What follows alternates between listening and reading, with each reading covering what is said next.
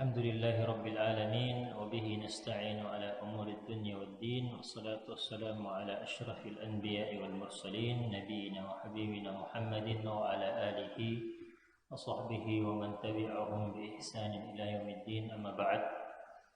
Para hadirin Bapak Ibu sekalian yang semoga dimuliakan dan dirahmati Allah Subhanahu wa taala. Alhamdulillah, pada kesempatan kali ini seperti biasa kita akan melanjutkan kajian kita di kitab Al-Qawaid Al-Qur'aniyah, kaidah-kaidah Quran. Kaidah-kaidah Quran dalam seorang manusia, dalam kehidupan dan dalam pribadi-pribadi seorang muslim. Dan kita masih di kaidah keempat, yaitu kaidah yang diambil dari surah Al-Qiyamah, balil insanu ala nafsihi basirah walau alqa ma'adhirah. Manusia itu terhadap dirinya sendiri dialah yang paling tahu, walau alqa ma'adhirah, walaupun dia mengemukakan alasan-alasannya. Nah, kita sudah sebutkan jamaah sekalian tentang bagaimana seorang manusia itu paling mengenal dirinya. Dan salah satu penggunaan kaidah yang sudah kita bahas panjang lebar adalah bagaimana seorang manusia ketika bermuamalah dengan nas-nas, dengan hadis, dengan ayat yang terdapat dalam Al-Quran dan Sunnah.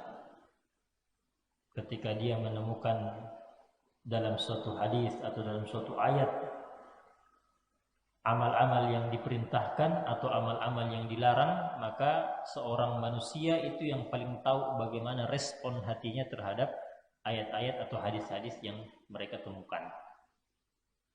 Maka seorang muslim jamaah sekalian harusnya ketika dia mendapati suatu ayat atau suatu hadis berisi perintah kewajiban tentang melakukan sesuatu, maka hatinya haruslah pasrah dan menerima bahwa inilah kewajiban atas kita yang harus kita lakukan sebagai konsekuensi kita sebagai seorang muslim.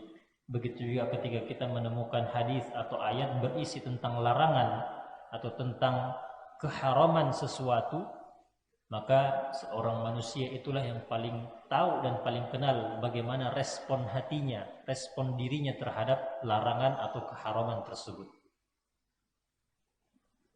Maka orang mukmin haruslah betul-betul pasrah ketika menemukan suatu ayat dan hadis berisi tentang larangan atau penjelasan tentang suatu keharaman, maka dia pasrah dan menerima dan beriman bahwa itu betul-betul larangan dan betul-betul hal yang diharamkan oleh Allah Subhanahu wa taala. Walaupun hal yang diharamkan tersebut adalah apa yang biasa dilakukan sehari-hari. Walaupun keharaman tersebut adalah sesuatu yang biasa mungkin dilakukan oleh masyarakat di sekitarnya, tapi seorang muslim tetap harus berserah diri, menyerahkan kepada Allah Subhanahu wa taala bahwa memang Allah menetapkan hal ini adalah haram, hal ini adalah suatu larangan. Nah, di samping itu salah satu penggunaan dari kaidah ini adalah ketika seseorang bermuamalah dengan dirinya sendiri, dengan jiwanya sendiri. Nah, tadi kan bermuamalah dengan hadis atau ayat. Bagaimana ketika dia ketemu hadis, ketemu ayat, bagaimana responnya? Dia yang paling tahu tentang keadaan dirinya. Apakah dia menerimanya ataukah dia menolaknya? Apakah dia membenci syariat itu walaupun dia amalkan, ataukah dia betul-betul berserah diri? Itu orang yang paling tahu tentang dirinya sendiri. Nah, yang kedua adalah bagaimana seseorang bermuamalah dengan jiwanya sendiri. Bagaimana dia bermuamalah dengan jiwanya sendiri. Nah, yang seperti ini jamaah sekalian biasanya paling cocok kita terapkan atau paling cocok kita pergunakan kaidah ini ketika bulan suci Ramadan. Sebagaimana yang kita sudah sebutkan, orang di bulan suci Ramadan itu akan terlihat bagaimana dia dengan jiwanya. Ya. Kata Syekh Al-Utsaimin rahimahullahu taala, ketika bulan suci Ramadan telah berlalu, ya, ketika bulan suci Ramadan telah berlalu atau akan berlalu, misalnya kita sudah berada di penghujung bulan suci Ramadan, atau memang bulan suci Ramadan itu sudah berlalu, maka orang-orang itu akan berbahagia. Orang-orang itu akan senang, bergembira. Nah, cuman tidak sama sebab gembiranya, tidak sama sebab gembiranya orang-orang ini. Beliau menyebutkan ada dua golongan yang bergembira ketika bulan suci Ramadan telah berakhir. Golongan pertama adalah golongan orang-orang mukmin, orang-orang yang beriman kepada Allah Subhanahu wa taala. Mereka bahagia berakhirnya bulan suci Ramadan, mereka berbahagia atas karunia dan nikmat Allah Subhanahu wa taala karena mereka telah berhasil menyelesaikan kewajiban mereka, telah berhasil menyempurnakan apa yang harusnya mereka lakukan di bulan suci Ramadan. Mereka bergembira karena Allah memberikan mereka taufik untuk bisa berpuasa penuh di bulan suci Ramadan. Mereka bergembira atas taufik dan karunia Allah karena mereka bisa berdiri di malam-malam bulan suci Ramadan untuk sholat tarawih. Mereka bergembira karena mendapatkan taufik dari Allah untuk memperbanyak bacaan-bacaan Qur'annya, untuk membaca zikirnya, untuk memperbanyak sedekah-sedekahnya di bulan suci Ramadan. Dan ketika semua itu sudah berlalu, sudah sempurna, sudah lewat bulan suci Ramadan, dan mereka pun bergembira dengan hal tersebut. Sebagaimana kata Allah Subhanahu wa taala, "Qul bi fadlillahi wa bi rahmatihi fabidzalika falyafrahu." Wa khairum mimma yajma'un. Katakanlah, harusnya orang mukmin itu dengan karunia Allah dan dengan pemberian Allah Subhanahu wa taala itu mereka bergembira. Yaitu dengan diberinya kita taufik oleh Allah Subhanahu wa taala untuk bisa beramal soleh. Terlebih lagi beramal soleh di waktu yang banyak keutamaan di situ, yaitu bulan suci Ramadan. Jadi orang mukmin dia bergembira, walaupun bersama dengan gembiranya dia juga merasa sedih. Karena bulan suci Ramadan telah berlalu. Nah, golongan yang kedua yang bergembira ketika berakhir bulan suci Ramadan adalah golongan orang-orang fasik. Orang-orang yang jauh dari ketaatan kepada Allah. Sebab gembiranya berakhirnya bulan suci Ramadan karena bukan seperti golongan pertama tadi yang bergembira karena taufik dari Allah. Tapi golongan yang kedua ini, golongan fasik ini bergembira sebagaimana gembiranya orang yang baru bebas dari penjara. Orang kalau sudah di penjara bertahun-tahun, pas keluar itu gembira enggak? Ya, gembira. Tadinya dia berada di ruangan sempit, gelap, kumuh. Apalagi kalau toiletnya di situ juga. Rame-rame lagi di dalam satu ruangan, makannya harus antri. Ada pekerjaan ini, ada pekerjaan itu. Terkungkung, tidak bisa kemana-mana. Tidak bisa pegang HP, tidak ada apa-apa. Ketika dia sudah bebas, maka dia pun bergembira. Akhirnya bisa kemudian melakukan hal-hal yang tidak bisa kita lakukan ketika kita di penjara. Dia bisa senang-senang lagi. Dia bisa menjelajah lagi kemana yang mau dia pergi. Dia bisa tidur lagi, dia tidak perlu lagi terikat dengan aturan-aturan penjara. Nah, orang yang fasik seperti itu modelnya ketika keluar dari bulan suci Ramadan. Seperti orang yang baru keluar dari penjara. Ya, karena dia merasa jiwanya itu merasa berat. Jiwanya merasa resah, tidak enak. Karena apa? Ya, karena puasa, karena salat tarawih, karena di bulan suci Ramadan banyak tempat-tempat hiburan ditutup. Karena di bulan suci Ramadan tidak bebas lagi melakukan apa-apa yang biasa dilakukan. Jadi selesai bulan suci Ramadan dia gembira. Akhirnya bisa makan lagi siang-siang. Tidak usah lagi susah-susah. Atau misalnya dia memang tidak puasa, tapi karena malu dia selalu buka sembunyi-sembunyi. Nah, tapi sekarang karena bulan suci Ramadan sudah berakhir, maka dia bisa bebas untuk makan dimanapun dia berada. Jadi bulan Ramadan dianggap sebagai penjara, dianggap sebagai penyiksaan. Maka berakhir bulan Syawal dia bergembira. Nah, sekarang jamaah sekalian, yang paling tahu kita ini masuk golongan pertama atau kedua siapa? Kita sendiri. Coba cek diri tak sendiri jamaah sekalian. Ketika bulan suci Ramadan berlalu, kita itu gembiranya karena apa? Gembiranya kita seperti golongan pertama atau seperti golongan yang kedua? Orang yang bergembira di golongan kedua ini karena merasa puasa itu adalah penjara, penyiksaan, apakah mungkin dia akan melanjutkan dengan puasa Syawal? Nah, kira-kira pasti kemungkinan besar tidak puasa Milani. Ya. Karena bulan suci Ramadan, ya dia tahu dan dia sadar bahwa bulan suci Ramadan itu adalah kewajiban yang mau tidak mau harus lakukan, walaupun benci, walaupun tidak suka dengan puasa, tapi dia harus lakukan. Entah itu karena hanya sekedar kebiasaannya saja atau karena malu dengan orang lain, malu dilihat bahwa tidak puasa ki. Ya. Tapi kalau sudah selesai bulan suci Ramadan, kan tidak ada lagi ikatan seperti itu. Di kepalanya akan ada apa? Puasa Syawal kan sunnah ji, bukan ji kewajiban. Nah, olehnya orang seperti ini kemungkinan besar tidak akan puasa Syawal.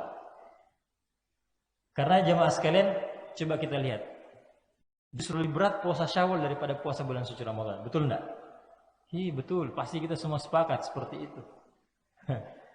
Apalagi kalau kerja ki, ya, sudah masuk kantor, kita mau puasa Syawal, susahnya lihat teman-teman kantor tak itu makan, kita puasa. Justru lebih enak ketika bulan suci Ramadan karena semua orang kebanyakan puasa. Nah, maka di sini kita cek jiwa kita. Bagaimana respon kita ketika bulan suci Ramadan? Bagaimana respon kita dengan jiwa kita? Ini jiwa kita ini yang paling rentan untuk ditimpa yang seperti ini. Nah, maka kita lihat sendiri bagaimana jiwa kita jamaah sekalian. Bagaimana jiwa kita. Baik.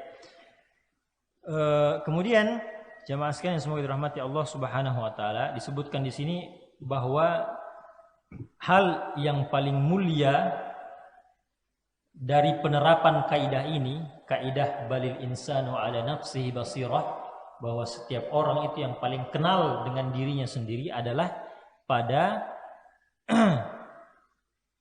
an yuwaffiq atau an yuwaffaqu an yuwaffaqal insanu ila al-i'tirafi bidzanbi wal khata', wa hadha maqamul anbiya was-siddiqin was-salihin, yaitu ketika seseorang diberi taufik untuk bisa mengakui dosa-dosanya dan kesalahan-kesalahannya.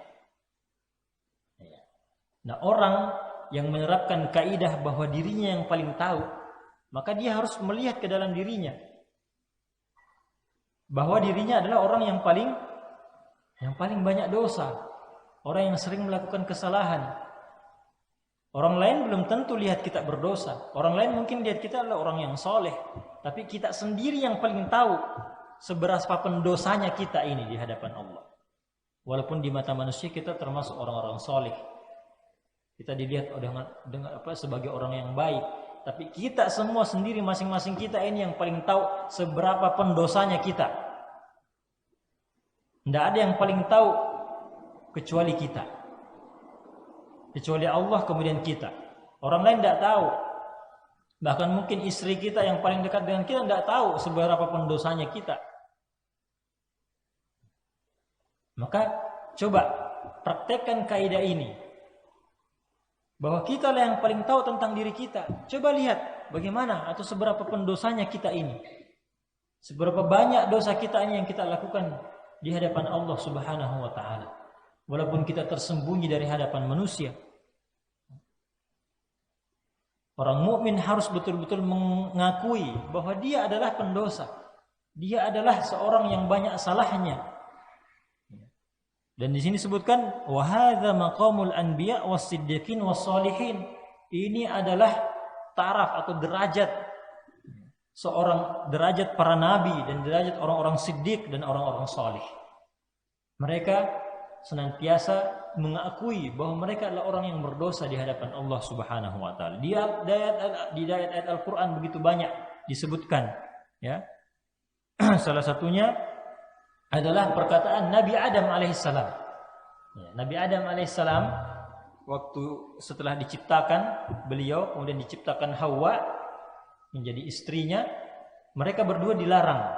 Wala taqraba hadhihi syajarah. Jangan dekati pohon ini, dilarang oleh Allah Subhanahu wa taala. Artinya haram bagi mereka untuk mendekati pohon tersebut, tapi mereka disesatkan oleh syaitan. Mereka dipengaruhi oleh syaitan sehingga apa? Mereka pun akhirnya mendekati pohon tersebut dan memakan buahnya. Nah, setelah itu mereka pun ditegur oleh Allah Subhanahu wa taala dan akhirnya mereka pun mengakui bahwa mereka adalah orang yang salah. Disebutkan di dalam surah Al-A'raf perkataan mereka. Ya. Apa kata Allah? Menyebutkan perkataan Adam dan Hawa ini, qala Rabbana zalamna anfusana wa illam taghfir lana wa tarhamna lanakunanna minal khasirin.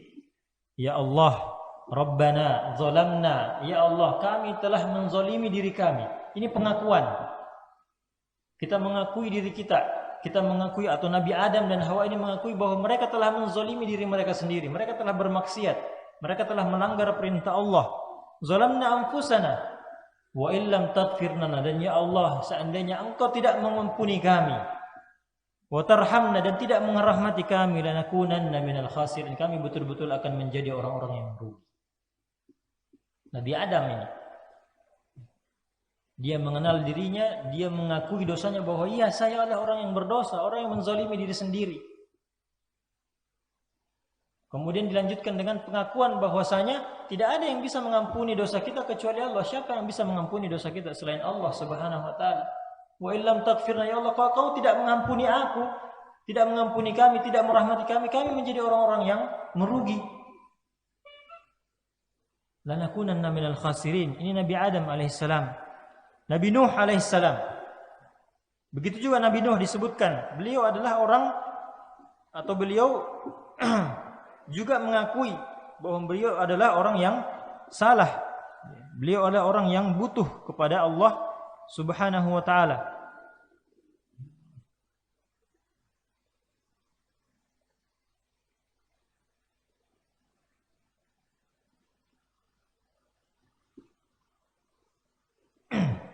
Beliau adalah orang yang sangat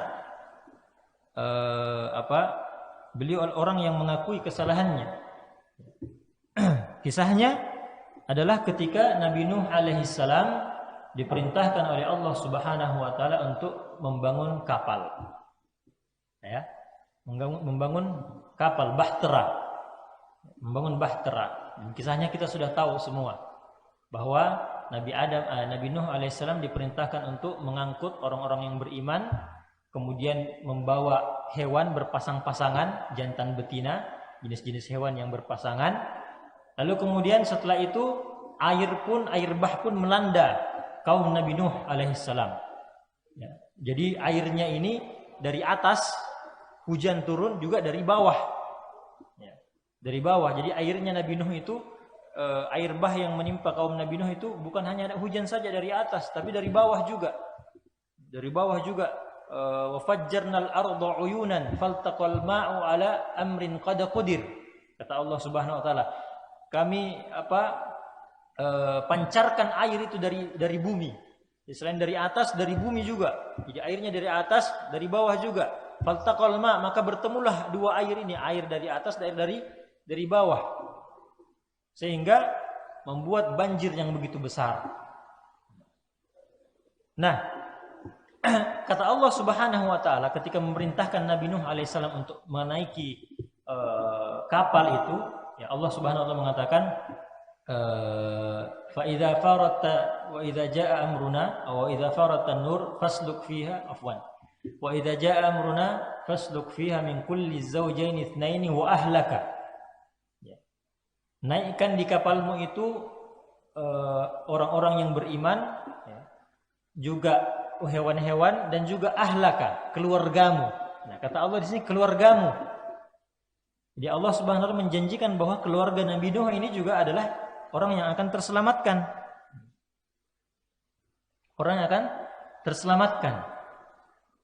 Nah, maka kemudian naiklah semuanya dan datanglah air bah itu, ya, sebagaimana disebutkan di surah Hud, sekitaran situ Nabi Nuh alaihissalam, beliau mengatakan, wa qala rkabu fiha bismillahi majriha wa mursaha inna rabbi laghafurur rahim wa hiya tajri bihim fi mawjin kal jibal. Kemudian Nabi Nuh pun akhirnya ketika sudah di atas perahu, beliau melihat anaknya di bawah situ yang bernama Kan'an. Jadi Nabi Nuh itu disebutkan mempunyai 4 anak. Ya, saya lupa namanya yang 3. Yang 3 ini selamat naik bersama Nabi Nuh alaihissalam. Adapun istrinya Nabi Nuh dan anaknya yang bernama Kan'an ini tidak mau beriman kepada Nabi Nuh alaihissalam. Mereka tidak mau naik kapalnya. Maka kemudian Nabi Nuh menyeru anaknya. Wa nada Nuhun ibnahu wa kana fi ma'zilin ya bunayya arkam ma'ana. Nabi Nuh memanggil, wahai anakku, ayo naik bersama kami. Naik kapal bersama kami. Tapi anaknya padahal sudah lihat itu air bah yang begitu besar itu. Dia sudah mengapung-ngapung di situ, masih tidak mau juga beriman kepada Nabi Nuh. Dia pun mengatakan apa?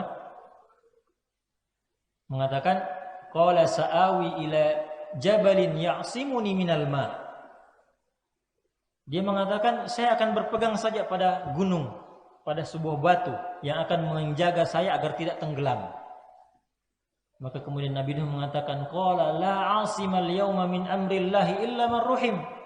Tidak ada yang bisa selamat dari keputusan Allah, dari hukuman Allah ini, dari azab Allah. Tidak ada yang bisa selamat illa man rahim, kecuali orang yang dirahmati oleh Allah Subhanahu wa taala. Maka akhirnya fahala bainahumal mawju wa fakana wa hala bainahumal mawju fakana minal mughraqin.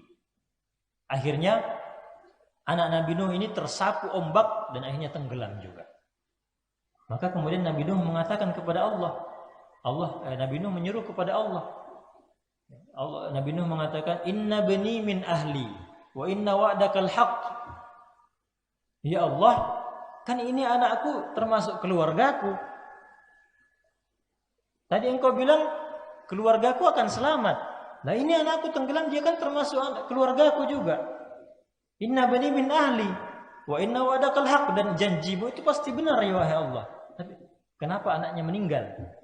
Maka Allah Subhanahu wa taala mengatakan, innahu laisa min ahlik. Anakmu itu bukan termasuk keluargamu. Laisa min ahlik. Innahu amalun ghairu salih. Dia anakmu itu amalnya yang ghairu salih, dia kafir. Amalun ghairu salih.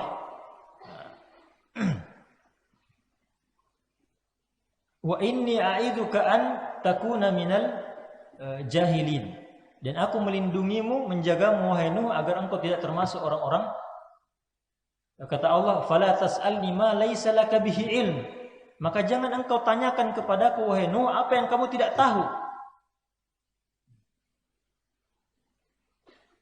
Wa inni a'idzuka an takuna minal jahil, dan aku melindungimu, menjagamu agar engkau tidak termasuk orang-orang yang jahil, kata Allah Subhanahu wa taala. Jadi ikhtilafud din itu walaupun secara biologis dia anak, tapi kalau sudah berbeda agama maka ada hukum-hukum yang berlaku. Seperti misalnya ketika kita punya anak, ya waliyadzubillah, anak tersebut bukan muslim, maka dia tidak berhak untuk mendapatkan warisan. Salah satu konsekuensi hukumnya. Di Allah Subhanahu wa taala menafikan innahu amalun ghairu salih. Bukan keluargamu, amalnya ghairu salih. Dan jangan bertanya kepadaku hal-hal yang engkau tidak ketahui wahai Nuh. Aku melindungimu agar engkau tidak menjadi orang-orang yang jahil. Maka kemudian Nabi Nuh pun mengaku salah. Beliau mengatakan, qala rabbi inni a'udzubika an as'alaka ma laysa li bihi ilm. Ya Allah, aku berlindung kepadamu dari bertanya kepadamu apa yang saya tidak ketahui, yang saya tidak punya ilmu. Wa illa taghfirli wa tarhamni akum minal khasirin. Kalau engkau tidak mengampuniku dan tidak merahmatiku, maka aku betul-betul akan menjadi orang-orang yang merugi. Ini perkataan Nabi Nuh alaihissalam. Mengakui juga bahwa beliau adalah orang yang salah dalam ketika mempertanyakan itu kepada Allah Subhanahu wa taala. Dan beliau mengatakan, kalau engkau ya Allah tidak ampuni dan tidak rahmati aku akan menjadi orang-orang yang merugi. Ya. Kemudian Nabi Musa alaihissalam juga pernah melakukan hal yang seperti itu, mengakui dosanya di hadapan Allah Subhanahu wa taala, yaitu ketika Nabi Musa alaihissalam itu memukul atau membunuh seorang Qibti, seorang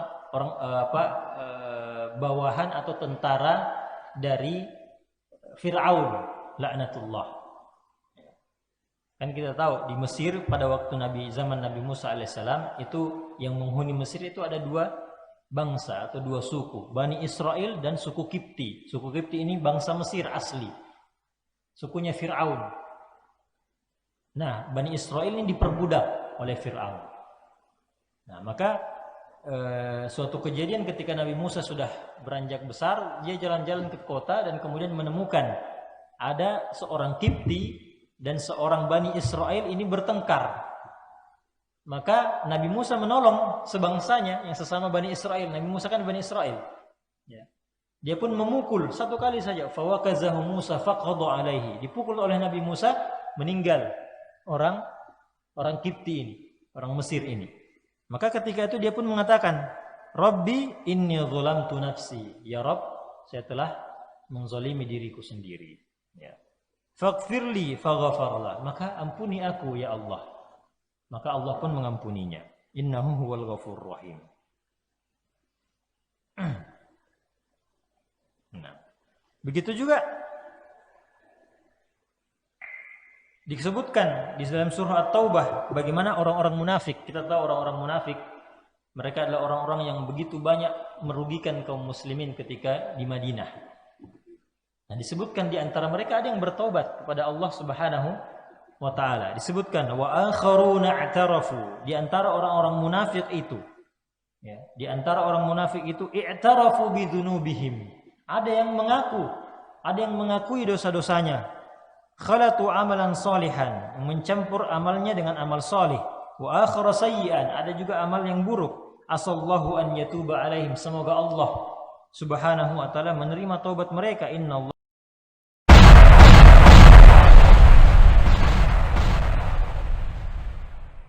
mereka ada yang bertobat kepada Allah Subhanahu wa taala. Disebutkan wa akharuna i'tarafu, di antara orang-orang munafik itu. Ya, di antara orang munafik itu i'tarafu bidzunubihim. Ada yang mengakui dosa-dosanya. Khalatu amalan salihan, mencampur amalnya dengan amal salih. Wa akhara sayyi'an, ada juga amal yang buruk. Asallahu an yatuba alaihim, semoga Allah Subhanahu wa taala menerima taubat mereka. Innallaha ghafurur rahim. Innallaha ghafurun, sungguhnya Allah Subhanahu wa taala Maha Pengampun dan Maha Penyayang. Nah, yang akan disebutkan ya, di kitab Sharimul Maslul, fa'ulima anna man lam ya'tarif bidzanbihi kana minal munafiqin, bahwa orang yang tidak mengakui dosanya itu termasuk orang-orang yang munafik. Ya. Jadi jadi jamaah sekalian, kita sebagai manusia ini harus yang paling tahu tentang dosa-dosa kita. Nah, dari sini semua jamaah sekalian diketahui bahwasanya salah satu cara agar Allah mengampuni dosa kita adalah kita mengakui dosa-dosa kita. Akui di hadapan Allah bahwa ya Allah, kami ini adalah orang yang berdosa. Saya ini adalah orang yang banyak dosa. Semua anggota tubuhku pernah saya pakai berdosa ya Allah, maka ampuni aku. Ya. Begitu juga ya, walaupun tidak disebutkan di sini, kita sebutkan bagaimana Nabi Yunus alaihissalam. Nabi Yunus alaihissalam, beliau pun juga mengakui dosa-dosanya di hadapan Allah Subhanahu wa taala ketika beliau terlalu terburu-buru meninggalkan kaumnya.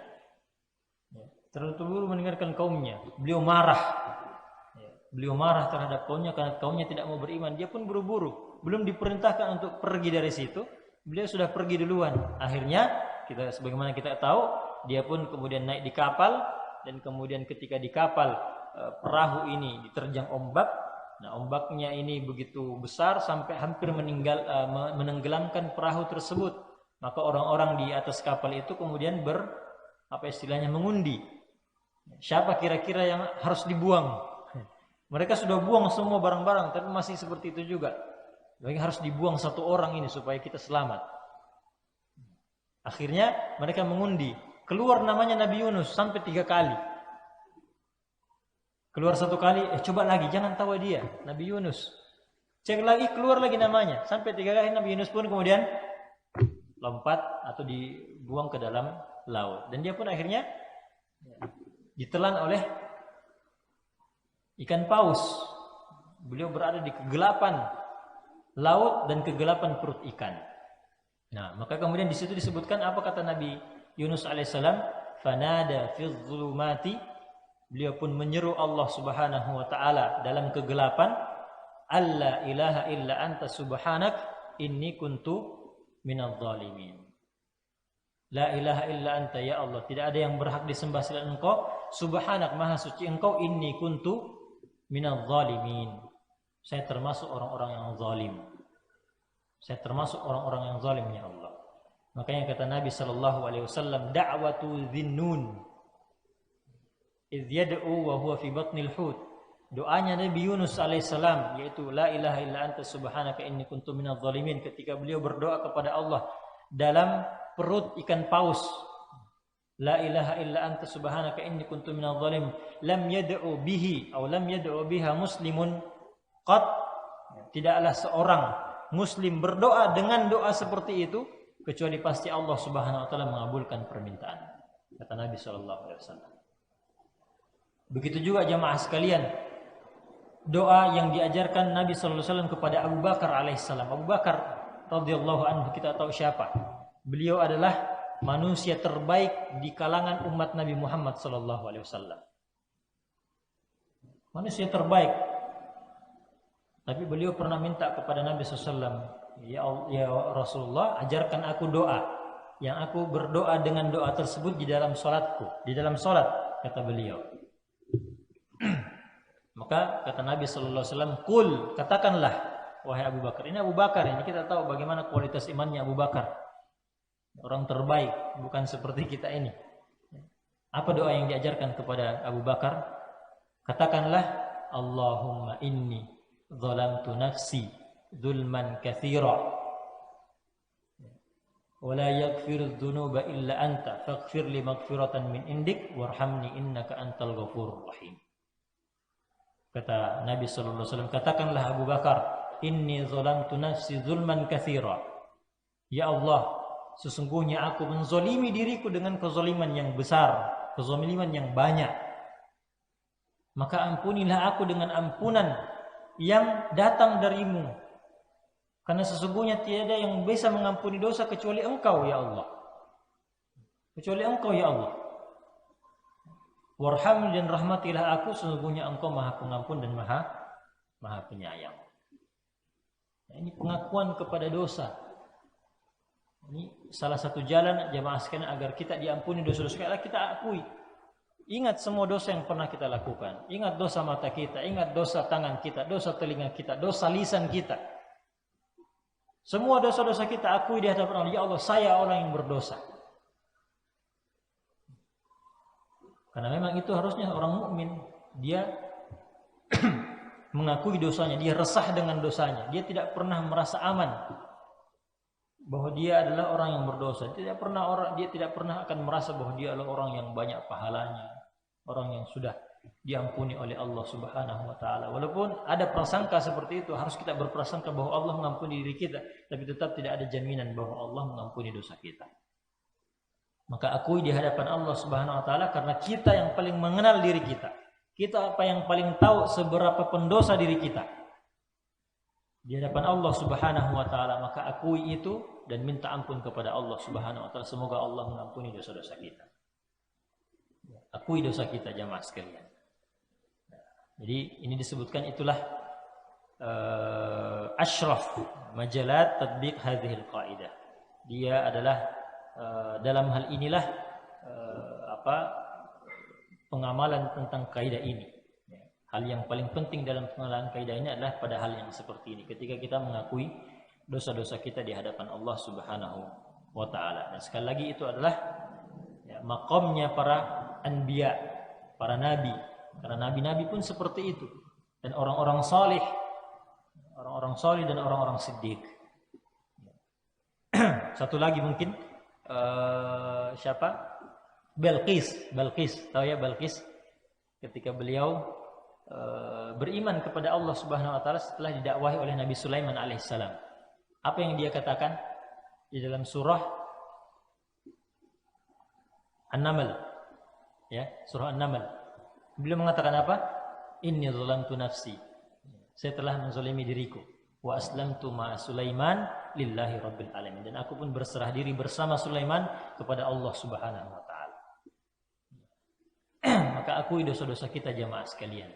Akui dosa-dosa kita, akui bahwa kita adalah orang yang begitu banyak kekurangan, dosa kita banyak, kesalahan kita begitu banyak, ibadah-ibadah kita belum tentu sempurna dan banyak kekurangan, banyak kecacatan. Maka dengan itu kita menjadi orang-orang yang akan selalu berintrospeksi diri, akan selalu menjadi orang yang merendah diri, ya. Orang yang mengakui dosanya, orang yang mengenal dirinya dan mengakui dosanya, dia tidak akan mungkin sombong di atas orang lain. Karena dia tahu dia pun orang yang begitu banyak dosa. Walaupun dia melihat ada orang pendosa, ada orang yang begitu banyak dosanya di depannya, dia tidak akan menganggap bahwa dirinya lebih tinggi dari orang itu. Karena dia adalah orang yang selalu mengakui dan mengingat bahwa dia juga adalah seorang pendosa.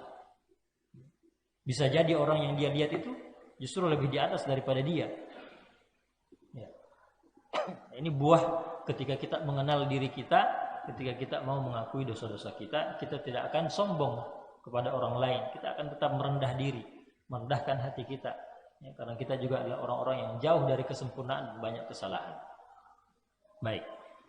Itu kaidah yang keempat.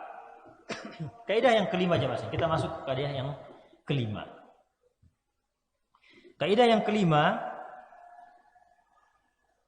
adalah kaidah yang diambil dari surat Thaha ayat 61, yaitu wa qad khaba man iftara. Itu bunyi kaidahnya, wa qad khaba man iftara, bahwa sungguh telah merugi orang-orang yang berbuat atau mengada-ngada, orang-orang yang mengadakan kebohongan, orang-orang yang berbohong, datang dengan kabar palsu. Wa qad khaba man iftara, sungguh merugi orang-orang yang telah iftira. Iftira itu mengada-ngada, berbuat bohong. Nah, ayat ini jamaah sekalian datang dalam konteks kisah Nabi Musa alaihissalam bersama Fir'aun. Ya. Jadi ketika Nabi Musa alaihissalam ini sudah datang kepada Fir'aun bersama Harun alaihissalam, beliau pun kemudian menunjukkan mukjizatnya di hadapan Fir'aun, yaitu ular, tongkat yang berubah menjadi ular, dan juga tangannya yang kemudian bercahaya setelah dimasukkan ke dalam ke bawah ketiaknya, tiba-tiba bercahaya. Nah, maka Fir'aun pun kemudian mengatakan kepada Nabi Musa alaihissalam, beliau mengatakan kepada Nabi Musa alaihissalam, falanatiyannakum bisihrin mithlihi, kami akan datang dengan sihir yang sama denganmu wahai Musa, sihir yang sama dengan sihirmu. Jadi Nabi Musa AS disangka penyihir karena mengeluarkan hal-hal yang ajaib seperti itu, ya, padahal bukan sihir, itu mukjizat, itu mukjizat. Ya, jadi Fir'aun kemudian mengatakan kami akan datangkan sihir yang serupa dengan itu. Ya. Kita lihat dulu. Nah, Fir'aun mengatakan, qala ajitana litukhrijana min ardina bisihrika ya Musa. Wahai Musa, Fir'aun mengatakan, apakah engkau datang dengan sihir seperti itu untuk mengusir kami dari bumi kami, dari kampung kami? Falanatiyannaka bisihrin mithlihi, ya. Maka kami akan datangkan sihir yang serupa dengan itu. Faj'al bainana wa bainaka maw'idan la nukhlifu nahnu wa la anta makanan suwa. Kalau begitu, coba tentukan hari di mana kami dan kamu Musa dan kami untuk kemudian bertemu. Jadi mereka janjian. Fir'aun kemudian mengajak Nabi Musa untuk menentukan suatu waktu di mana mereka akan bertarung. Kamu datang dengan sihirmu, kami juga akan datang dengan sihir yang sama, kata Fir'aun. Ij'al bainana wa bainaka mau'idan. Tentukan harinya, la nukhlifuhu nahnu wala ant. Makanan suwa, yang tidak yang tidak akan kita lari darinya. Engkau bisa datang, saya juga bisa datang. Perjanjian untuk pertemuan antara kami dan engkau, yang kami dan kamu juga tidak akan menyalahinya, tidak akan lari darinya. Di suatu tempat yang terbuka, makanan suwa, tempat yang terbuka. Maka kemudian Nabi Musa mengatakan, qala mau'idukum, mengatakan waktu pertemuan kita adalah yaumuz zinah, yaitu hari raya. Hari raya. Yaumuz zinati wa an yuhsyarun nasu duha. Dan ketika manusia itu bisa kita kumpulkan di waktu duha. Yuhsyarun nasu duha. Nah, kemudian disebutkan fatawalla fir'aun fajama'a kaidahu thumma ata. Maka kemudian Fir'aun pun berlalu dan kemudian dia pun mengumpulkan kaidahu, mengumpulkan konspirasi, mengumpulkan rencananya. Mengumpulkan rencananya, baru kemudian dia pun datang pada waktu yang sudah dijanjikan. Sudah hari yang ditentukan. Nah, kemudian kata yang sebagaimana kita tahu bahwasanya Fir'aun ini mendatangkan juga penyihir-penyihir, penyihir-penyihir kota Mesir pada waktu itu. Dia datang dengan penyihir-penyihir yang juga mereka memang bisa punya ilmu sihir untuk menandingi mukjizatnya Nabi Musa alaihissalam. Maka apa kata Nabi Musa alaihissalam kepada para penyihir tersebut, kepada para penyihir yang dikumpulkan oleh Fir'aun? Nabi Musa mengatakan, qala lahum Musa wailakum. Musa berkata kepada mereka, wailakum, celakalah kalian, la taftaru 'ala Allahi kadhiba. Janganlah kamu mengada-ngadakan kebohongan terhadap Allah. Fayushitakum bi'adzab, sehingga nanti kalian akan ditimpa azab. Wa qad khaba man iftara, karena sungguh telah rugi orang yang mengada-ngadakan kebohongan. Fatanaza'u amrahum bainahum wa asarrun najwa. Maka kemudian para penyihir itu berbantah-bantahan tentang urusan mereka dan mereka merahasiakan percakapan mereka. Nah, jadi ini bunyi ayat ini adalah pada konteks kisah Nabi Musa melawan para penyihir Fir'aun. Para penyihir Fir'aun. Dan disebutkan sini wal iftira, kata iftira itu yutlaku ala ma'anin minha. Punya makna al-kadzib, kebohongan, wasyirk, kesyirikan, wadzulm, kezaliman. Wa qad jaa al-Qur'anu bihadhihi al-ma'ani thalath wa kulluha taduru 'ala al-fasadi wal ifsad. Dan Al-Qur'an telah datang dengan kata iftira ini yang mencakup tiga makna yang kita sebutkan tadi, kebohongan, kesyirikan dan kezaliman. Tapi semuanya itu berputar pada hal-hal atau pada hal yang perkara yang terkait dengan perkara kerusakan dan kebatilan. Ibnul Qayyim Al-Jauziyah mengatakan tentang kaidah ini, tentang waqad khaba man iftara ini, beliau mengatakan waqad dhamina subhanahu annahu la budda an yukhayyib ahlal iftira wa la yahdihim wa annahu yushitahum bi'adzabi ay yasta'siluhum. Bahwasanya telah jelas di sini bahwa Allah Subhanahu wa taala mengatakan bahwa orang-orang yang mendatangkan kebohongan terhadap Allah Subhanahu wa taala akan merugi. Akan merugi, wa annahu yushitahum bi'adzab, dan betul-betul akan menimpakan kepada mereka azab. Di antara bentuk pengamalan kaidah ini jamaah sekalian, pengamalan kaidah wa qad khaba man iftara,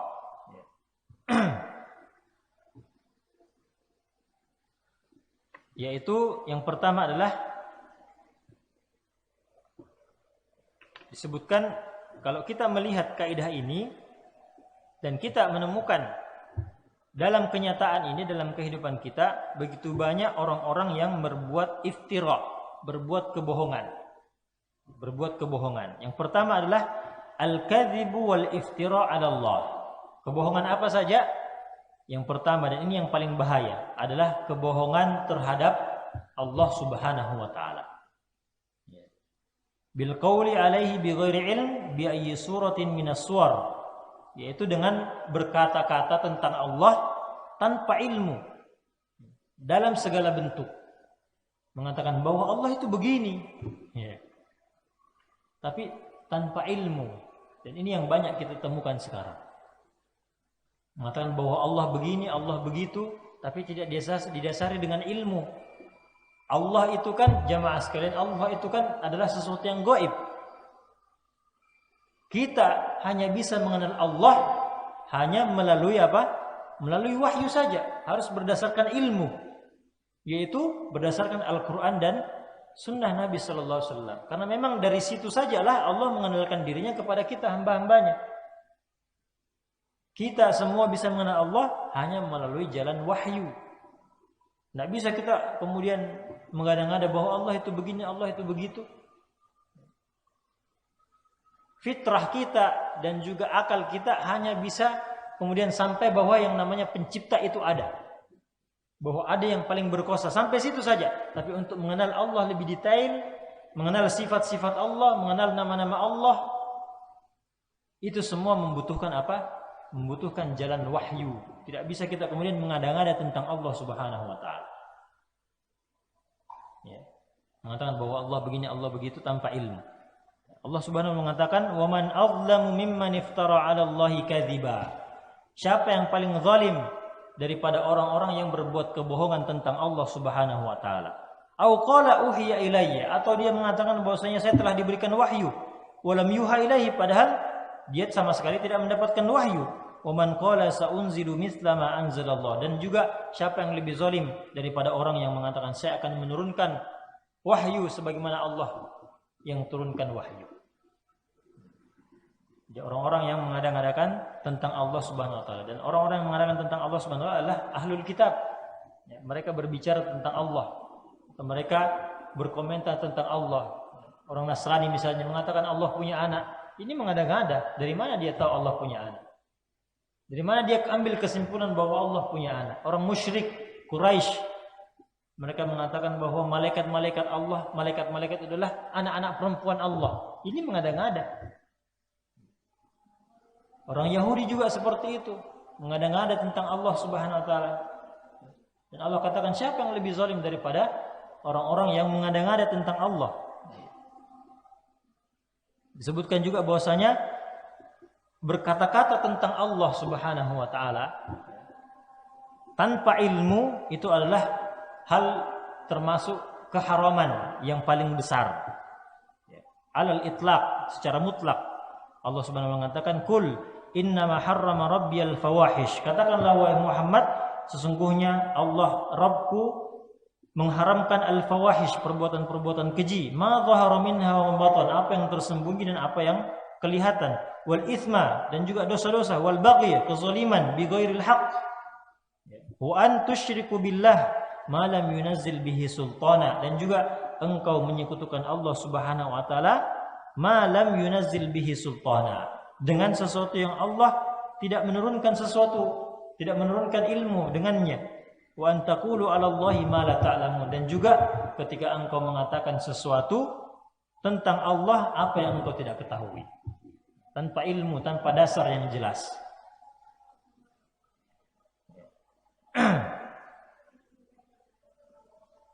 Baik. Termasuk di antara berkata-kata tentang Allah yang tanpa ilmu adalah yuhallilul haram atau yuharrimul halal. Ketika menghalalkan apa yang menjadi haram atau mengharamkan apa yang halal. Ini mengada-ngadakan syariat terutama. Yang sudah jelas haram dia bilang halal. Kita tahu mungkin misalnya zina atau LGBT sekarang. Jelas-jelas di Quran itu haram. Ya. Kaum Nabi Lut alaihissalam diazab oleh Allah Subhanahu wa taala karena perilaku LGBT ini, homoseksual. Tapi kita lihat akhir-akhir ini banyak orang yang bilang bahwa itu adalah hak asasi manusia. Itu boleh-boleh saja dengan berbagai argumentasi. Mengatakan bahwasanya LGBT atau kecenderungan untuk menyukai sesama jenis kan itu kan sudah ada memang dari lahir. Secara genetik itu sudah ada. Allah yang menciptakan kami seperti ini sehingga menyukai sesama. Masa Allah menghukum kami katanya? Ini mengada-ngada tentang Allah Subhanahu wa taala. Dengan berbagai alasan, dengan berbagai opini, dengan berbagai argumentasi mencoba menghalalkan, mereka mencoba menghalalkan yang namanya LGBT. Ganti kelamin, transgender, lesbian, homoseksual, biseksual dan seterusnya. Padahal jelas-jelas keharamannya. Kemudian dikatakan halal, itu tidak apa-apa. Orang-orang liberal misalnya. Dengan datang berbagai tafsir, dengan metode tafsirnya, tafsir apakah dikatakan tafsir modern, pembacaan kritis, hermeneutika, sehingga menghasilkan kesimpulan-kesimpulan yang sangat jauh berbeda dengan apa yang kita sudah yakini. LGBT terus jelas haram. Menikahkan putri-putri kita muslimah dengan apa? Dengan non-muslim haram. Ternyata ada fotonya itu di medsos. Ada yang pernah lihat? Menikah di gereja, perempuannya pakai jilbab. Subhanallah. Sampai mengatakan tidak apa-apa. Katanya ayat yang melarang tentang menikahkan muslimah itu dengan non-muslim itu adalah ketika konteks perang. Sekarang kan tidak perang, jadi boleh-boleh saja. Boleh-boleh saja kalau anak kita perempuan nikah sama orang Kristen. Ada yang rela Pak di sini? Ada punya anak perempuan dinikahi sama orang Kristen? Dinikahi sama orang Yahudi? Orang-orang liberal bilangnya begitu. Jelas haram, dia bilang halal. Dia menghalalkan. Ini mengada-ngada tentang Allah Subhanahu wa taala tanpa ilmu. Hanya karena menuruti hawa nafsu. Nah, tahu ini saya dengar juga dari dosen-dosen di UIN, ya, dosen-dosen di UIN, Universitas Islam Negeri, ya, UIN Alauddin. Dia mengatakan bahwasanya tahu Nur Khalis Majid, ya, Cak Nur Khalis Majid, Pak, tahu? Dia salah satu tokoh liberal Indonesia. Ya. Dia kuliah di McGill University Kanada kalau tidak salah. Ya, tentang jurusan pemikiran Islam. Kemudian dia pun pulang dengan membawa banyak pemikiran-pemikiran yang menjadi cikal bakal liberalisme di Indonesia, liberalisme Islam di Indonesia. Itu tahu Pak, kata dosen-dosen saya, beberapa dosen ini bukan hanya satu orang, bahwa anak perempuannya akhirnya menikah sama siapa? Menikah sama orang Yahudi. Menikah sama orang Yahudi. Sampai salah satu dosen mengatakan bahwasanya Nur Khalis Majid ini termasuk orang yang menentang itu, melarang pernikahan beda agama, menentang pelarangan pernikahan beda agama. Tapi ketika dia juga lihat bahwa anak perempuan yang menikah sama orang ini, dia juga tidak senang juga. Dia juga katanya menangis juga lihat itu. Wallahu a'lam apakah benar atau tidak, tapi beberapa dosen mengatakan seperti itu. Bahwa anak perempuannya menikah sama ini. Ternyata hati nurani kita gimana sih? Pasti juga ini. Nah, kita punya anak perempuan yang kita rawat dari lahir, kita ajar sholat, kita ajar ini nikah sama non muslim. Gimana caranya? Padahal jelas larangannya. Wala tunkihul musyrikina hatta yu'minu. Jangan nikahkan anak perempuan kalian dengan non muslim. Wala abdun mu'minun, hamba sahaya, budak yang mukmin itu jauh lebih baik daripada orang merdeka tapi dia musyrik, tapi dia orang yang tidak beriman kepada Allah Subhanahu wa taala. Dan begitu banyak hari ini jemaah sekalian kita saksikan hal yang seperti itu. Yang mengada-ngadakan apa tentang Allah Subhanahu wa taala tanpa ilmu sedikit pun. Yang sudah jelas halalnya diharamkan, yang sudah jelas haramnya dihalalkan dengan berbagai argumentasi. Ini waqad khaba man iftara, sungguh merugi orang yang sudah mengadakan kebohongan seperti itu. Insyaallah kita lanjutkan jamaah sekalian kajian kita tentang kaidah yang kelima ini. bahwa telah merugi orang-orang yang berbuat kerusak atau berbuat kebohongan, mengada-ngadakan kebohongan. Ya. Demikian jemaah sekalian, wallahu taala alam, subhanakallahumma bihamdik, asyhadu an la ilaha illa anta, astaghfiruka wa atubu ilaik. Wassalamualaikum warahmatullahi wabarakatuh.